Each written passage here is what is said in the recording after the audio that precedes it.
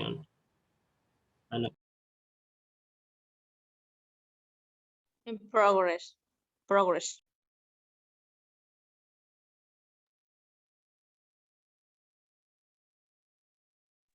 Me avisas, güey.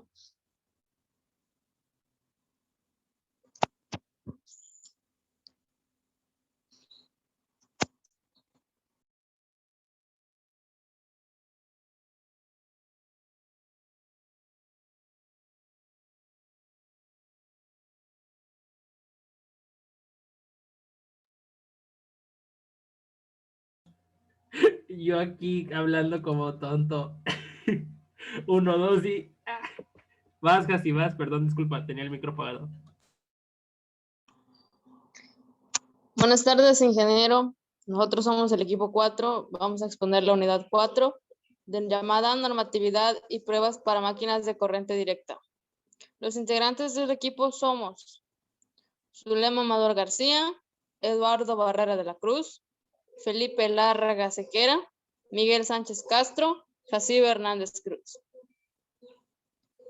En esta exposición veremos los siguientes puntos. 4.1. Resistencia de aislamiento. 4.2. Resistencia de los campos. 4.3. Resistencia del circuito de armadura. 4.4. Longitud del entrehierro. 4.5. Normas para la fabricación y operación de pruebas. Siguiente, compañero. Me tocó exponer el tema 4.1 llamado resistencia de aislamiento. Siguiente, por favor. La resistencia de aislamiento es un indicador de resistencia paralelo con relación a la resistencia media, en que en consecuencia llega a disminuir la temperatura indicada. El concepto usado para definir la oposición o dificultad que presenta un aislamiento o elemento al paso de la corriente directa cuando se aplica un voltaje o tensión se denomina resistencia de aislamiento. La unidad de medida es el megaohm y el instrumento utilizado para realizar la prueba es un probador de resistencia de aislamiento, llamado generalmente MER. Siguiente, por favor.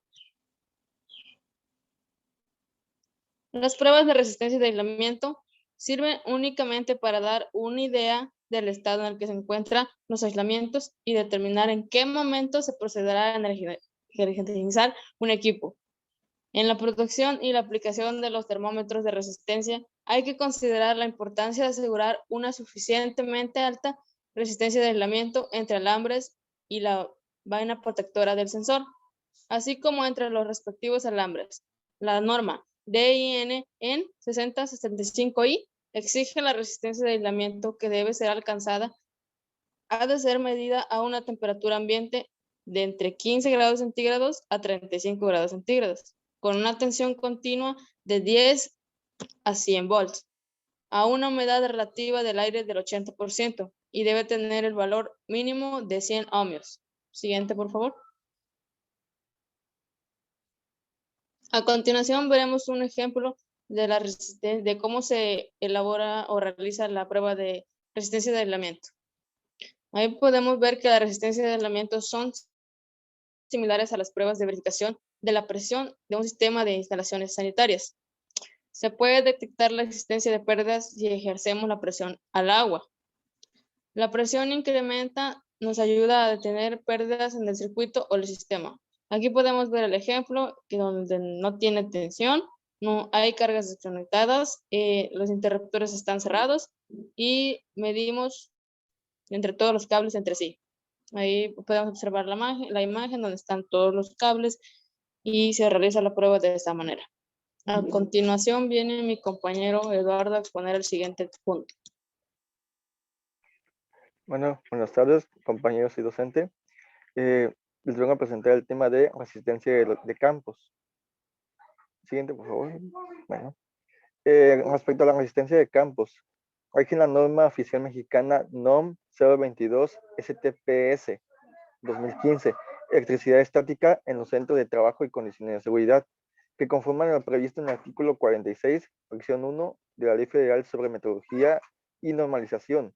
La Secretaría de Trabajo y Prevención Social, presentando el Comité Consecutivo Nacional de Normalización y Seguridad y Salud del Trabajo de la 12ª sección ordinaria, En este mismo, para la correcta aplicación de la norma, se deberán consultar las siguientes normas oficiales mexicanas y las normas mexicanas vigentes o las que constituyan. Algunas de estas son la NOM 002 STPS 2010, NOM 017 STPS 2008, NOM 018 STPS 2000, NOM 026 STPS 2008 y la NOM NMX J549-ANSE 2005. Estas constituyen el sistema de protección contra tormentas eléctricas y especificaciones, materiales y métodos de medición, en los cuales se definen como carga eléctrica estática, que es la propiedad física de la materia que se manifiesta por la pérdida o ganancia de electrones, generalmente en materiales de aislantes de electricidad o materiales conductores aislados a tierra, que han estado en contacto o bajo presión. Conexión a tierra puesta, puerta a tierra. La acción y efecto de conectar eléctricamente uno o más elementos de un equipo o circuito a un electrodo o a un sistema puesta en tierra, de tal forma que se encuentran a potencial de electrodo cero.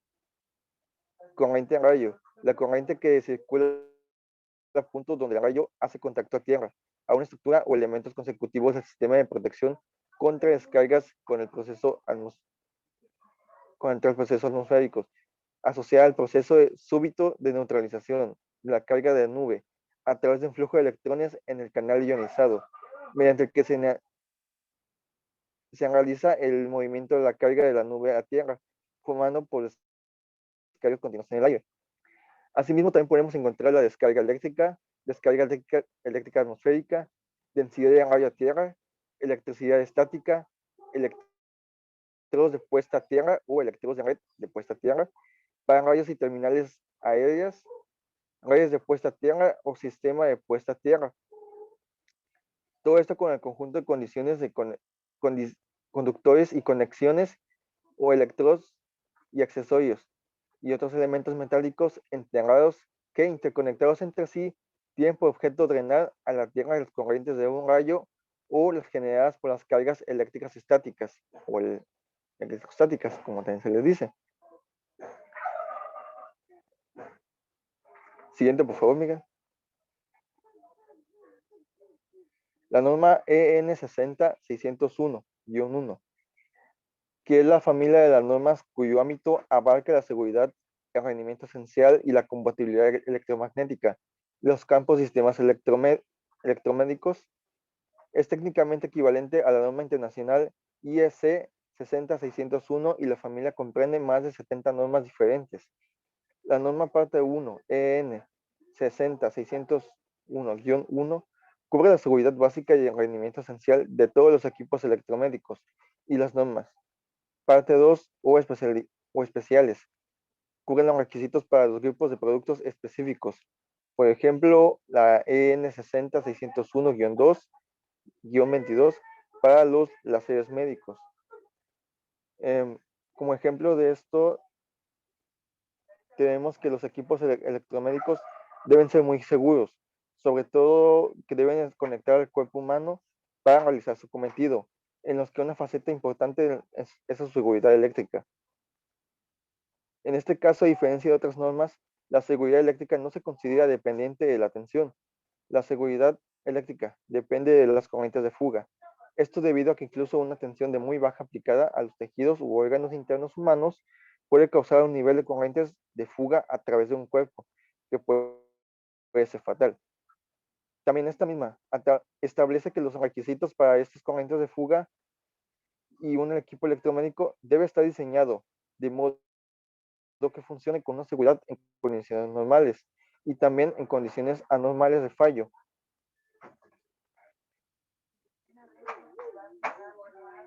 Bueno, como consiguiente les paso al siguiente compañero que va a exponer sobre su siguiente tema.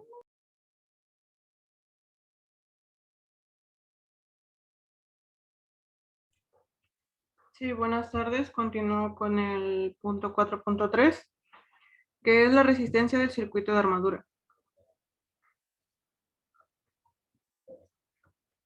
El control de la resistencia de armaduras se muestra a continuación.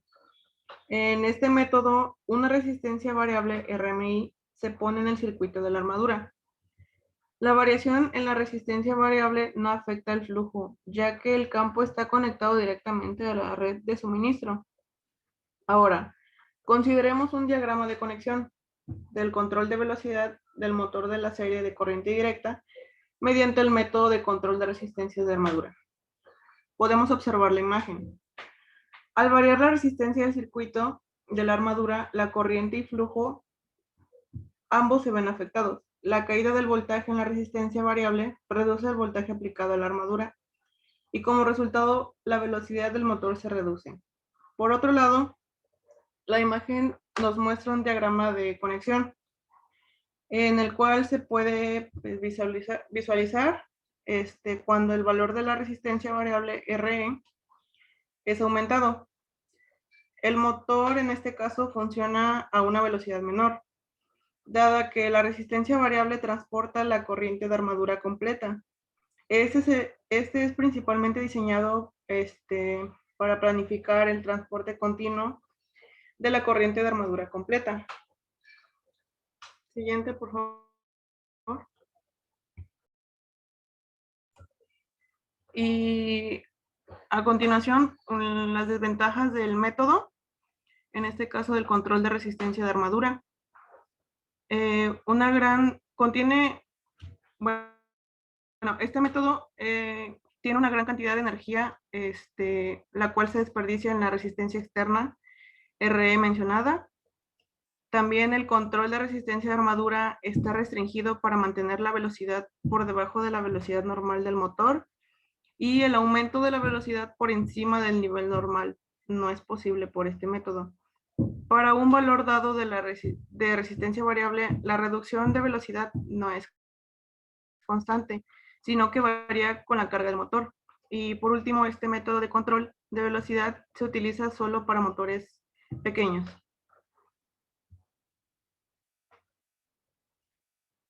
A continuación, el punto 4.4 será presentado por mi compañero.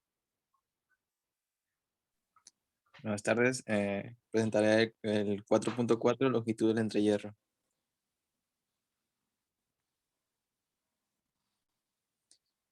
El siguiente subtema, como ya lo dije, es la longitud del entrehierro. Para que se pueda entender rápidamente, lo que se estará viendo se explicará el término entrehierro. ¿Qué es el entrehierro? El entrehierro regularmente lo conocen por ser una parte fundamental en motores y generadores de energía, ya que es la interfaz entre las fuerzas mecánicas y eléctricas. Esto significa que tanto los motores como los generadores eléctricos tienen principios de funcionamiento muy similares. La diferencia es que un motor eléctrico transforma la energía eléctrica suministrada en energía mecánica, mientras que el generador eléctrico aprovecha cierta energía mecánica y la transforma en energía eléctrica. Pero es importante saber cómo es que trabaja. El entrehierro es el espacio de aire presente entre el núcleo del estator y el rotor de la máquina eléctrica dentro de un circuito magnético. Estas máquinas eléctricas hacen referencia a los motores y los generadores. A través de su puesta en funcionamiento se pueden detectar insuficiencias tanto mecánicas como eléctricas, tales como desequilibrio y desalineación en el funcionamiento, problemas de rodamiento, ruido anormal, deterioro de las piezas, fallas de conexión o circuito. La siguiente, por favor.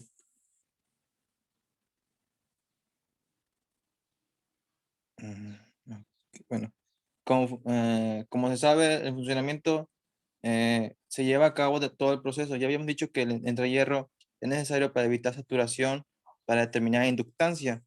Ya sabemos que una inductancia es una propiedad de los circuitos eléctricos por la cual se produce una fuerza electromotriz cuando varía la corriente que pasa por el propio circuito.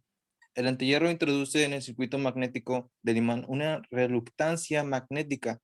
¿Qué es una reluctancia? Es una resistencia al paso de un flujo magnético cuando es influenciado por un campo magnético. Algunos factores importantes relacionados con el funcionamiento del antihierro son: la fuerza magnética es un funcionamiento que tiene una relación inversa al cuadrado de la distancia. Es decir, la fuerza de atracción magnética se reduce y es más difícil de controlar al aumentar el tamaño del entrehierro. Otro vendría siendo aumentar el tamaño del entrehierro. Se aumenta la corriente de magnetización, la cual representa la cantidad de corriente necesaria para impulsar el flujo magnético a través del entrehierro. Mientras mayor sea el número de polos del motor o del generador, mayor será el número de veces que el flujo debe cruzar del entrehierro por cada revolución. La introducción de un entrehierro en un circuito magnético proporciona una menor pendiente a la curva de magnetización, reduciendo la posibilidad de saturación por fuerzas magnemotrices mayores. Esto el siguiente, por favor. Bueno, como podemos ver aquí, rápidamente vemos que todos los factores llevan a una conclusión, que es una mejor idea tener un entrehierro pequeño. Sin embargo, un entrehierro más pequeño significa una menor separación entre las partes móviles del rotor y del estator, como lo podemos ver en la imagen. Es por esto que es importante la monitorización del entrehierro en motores y generadores, ya que la más mínima variación de la uniformidad de un entrehierro con estas características puede generar problemas de funcionamiento en la máquina. Bueno, quería agregar una imagen, pero donde explicaba la curva que genera cuando se tiene un entrehierro en un núcleo y cuando no. Se ve rápidamente la curva, ya que cuando no se tiene un entrehierro, se encuentra en saturación. ¿Qué quiere decir? Que la curva cae. Y cuando uno tiene entrehierro en el núcleo, la curva no entra en saturación. Y es cuando dices, es necesario tener un entrehierro. Bueno, a continuación seguirá mi compañero.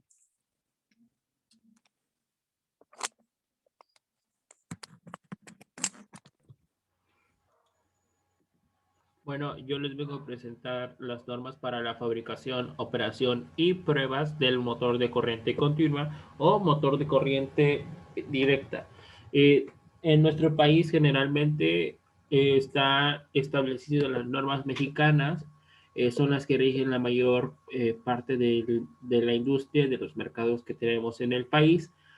Más sin embargo, también se encuentran las normas ANSE, que también es una certificación que garantiza la calidad de los productos, y bajo estos principios, estas normas están regidas para garantizar una calidad, seguridad e higiene en algunos aspectos. Les vengo a presentar las normas para la fabricación, operación y pruebas del motor.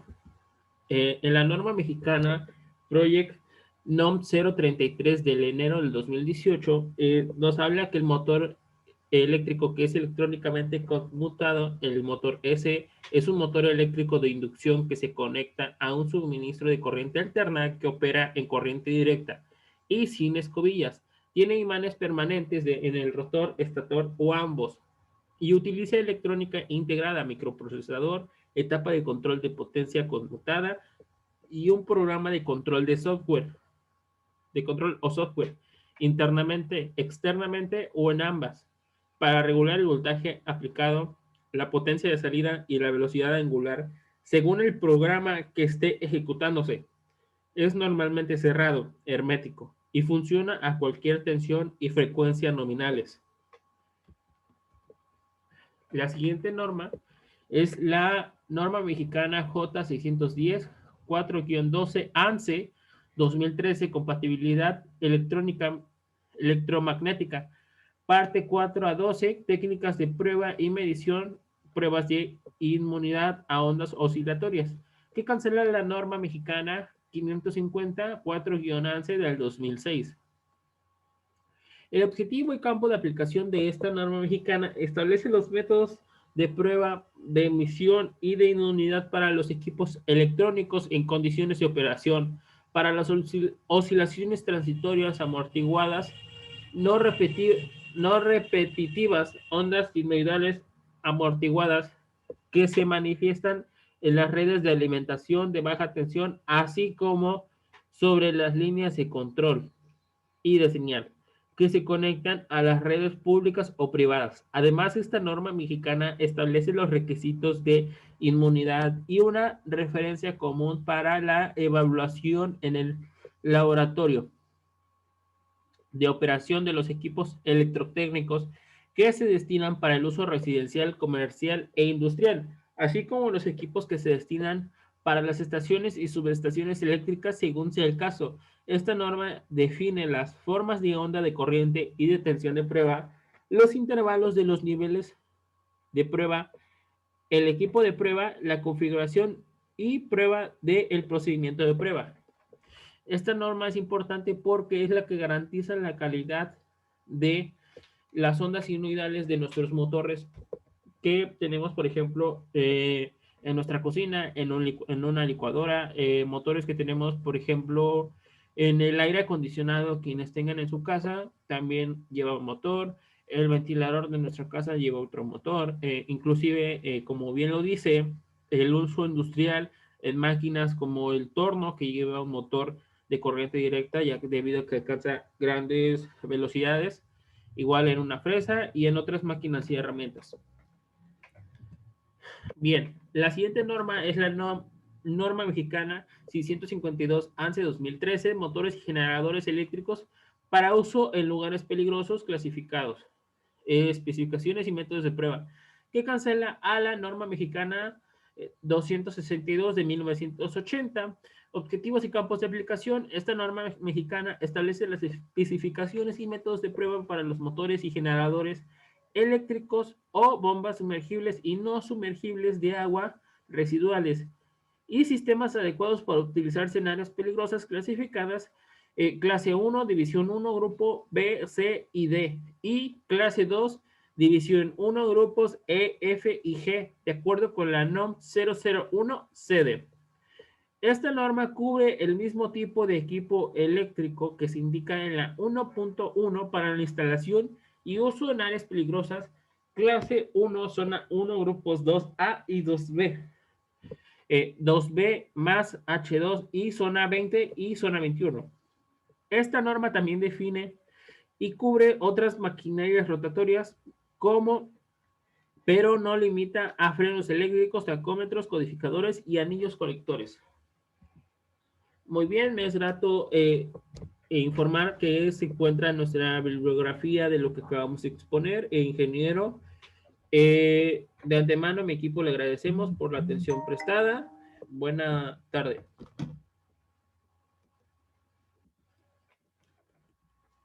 Y estamos fuera. Acabamos.